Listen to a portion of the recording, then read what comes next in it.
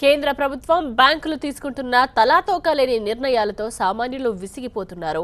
Modi cashless economy కలగానే మిగిలిపోయే పరిస్థితులు ఏర్పడ్డాయి. కేంద్ర ప్రభుత్వం విధానాలు, బ్యాంకుల ఛార్జీల బాదుడుపై ప్రజలు ఆందోళన వ్యక్తం చేస్తున్నారు. నగదు లావాదేవీలే బెటర్ అంటున్నారు. క్యాష్ లేక ఏటీఎం షట్టర్లు మూసేస్తున్నారు. త్వరలో ఏటీఎంల సంఖ్య గణనీయంగా తగ్గించడానికి బ్యాంకులు సిద్ధమవుతున్నాయి. బ్యాంకులో డబ్బు వేసినా తీసినా ఛార్జీల బాదుడు తప్పడం లేదు. 4 లావాదేవీలు దాటితే ఛార్జీలు తప్పవని బ్యాంకులు చెప్తున్నాయి. ఒక్క అకౌంట్లో 2 లక్షలకు మించి లావాదేవీలు జరిగినా ఇన్కమ్ ట్యాక్స్ తప్పదనే భయం కూడా జనాన్ని వెంటాడుతోంది. దీంతో ప్రజలు నగదు రహిత లావాదేవీలు చేయడానికి వెనుకాడుతున్నారు. ఇక కావాల్సినంత నగదు అందుబాటులో లేకపోవడంతో హైదరాబాద్లో వ్యాపారాలు దెబ్బతింటున్నాయి.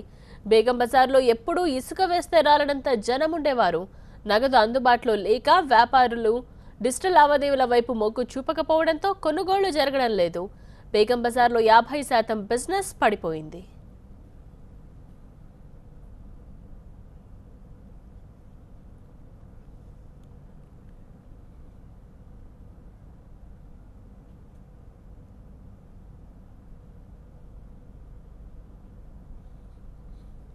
కేంద్ర ప్రభుత్వం, బ్యాంకులు తీసుకుంటున్న తలాతోకాలేని నిర్ణయాలతో సామాన్యులు విసిగిపోతున్నారు. మోదీ క్యాష్లెస్ ఎకానమీ కలగానే మిగిలిపోయే పరిస్థితులు ఏర్పడ్డాయి. కేంద్ర ప్రభుత్వం విధానాలు, బ్యాంకుల ఛార్జీల బాదుడుపై ప్రజలు ఆందోళన వ్యక్తం చేస్తున్నారు. నగదు లావాదేవీలే బెటర్ అంటున్నారు. క్యాష్ లేక ఏటీఎం షట్టర్లు మూసేస్తున్నారు. త్వరలో ఏటీఎంల సంఖ్య గణనీయంగా తగ్గించడానికి బ్యాంకులు సిద్ధమవుతున్నాయి. బ్యాంకులో డబ్బు వేసినా తీసినా ఛార్జీల బాధలు తప్పడం లేదు. 4 లావాదేవీలు దాటితే ఛార్జీలు తప్పవని బ్యాంకులు చెప్తున్నాయి. ఒక్క అకౌంట్లో 2 లక్షలకు మించి లావాదేవీలు జరిగినా ఇన్కమ్ ట్యాక్స్ తప్పదనే భయం కూడా జనాన్ని వెంటాడుతోంది. దీంతో ప్రజలు నగదు రహిత లావాదేవీలు చేయడానికి వెనుకాడుతున్నారు. ఇక కావాల్సినంత నగదు అందుబాటులో లేకపోవడంతో హైదరాబాద్లో వ్యాపారాలు దెబ్బతింటున్నాయి. బేగం బజార్లో ఎప్పుడూ ఇసుక వేస్తే రాలనంత జనం ఉండేవారు. నగదు అందుబాటులో లేక వ్యాపారులు డిజిటల్ లావాదేవీల వైపు మొగ్గు చూపకపోవడంతో కొనుగోళ్లు జరగడం లేదు. బేగం బజార్లో 50% బిజినెస్ పడిపోయింది. ఇలాంటి పరిస్థితుల వల్ల ఆర్థిక సంక్షోభం తప్పదని నిపుణులు అంటున్నారు. ప్రస్తుతం నగదు అందుబాటులో లేదని నిపుణులు చెప్తున్నారు. కేంద్ర ప్రభుత్వం 15 లక్షల కోట్లు వెనక్కి తీసుకుంటే ఇప్పటి వరకు 9 లక్షల కోట్లు మాత్రమే ముందొచ్చి ఇచ్చిందంటున్నారు. ప్రజలు బ్యాంకుల నుంచి డబ్బు డ్రా చేసుకుంటున్నారు కానీ తిరిగి డిపాజిట్ చేయడం లేదంటున్నారు. దీనివల్ల అనేక ఆర్థిక సమస్యలు తప్పవంటున్నారు నిపుణులు. వాస్తవంగా అయితే ఎక్కువగా బ్యాంకులో క్యాష్ డిపాజిట్ చేసేవాళ్ళు, శాలరీ వాళ్ళు, తర్వాత మధ్యతరగతి వాళ్ళు సేవింగ్ అకౌంట్ డిపాజిట్ చేసుకోవడం జరుగుతుంటుంది గతంలో.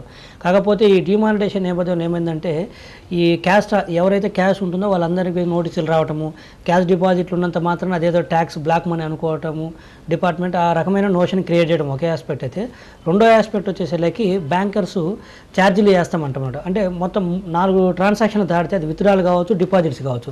4 ట్రాన్సాక్షన్లు దాటగానే ఏమవుతుందంటే దాదాపు 100 నుంచి 150 రూపాయలు ఛార్జెస్ కలెక్ట్ చేస్తామంటాం అనేది చాలా ఇబ్బందికరమైన విషయమే.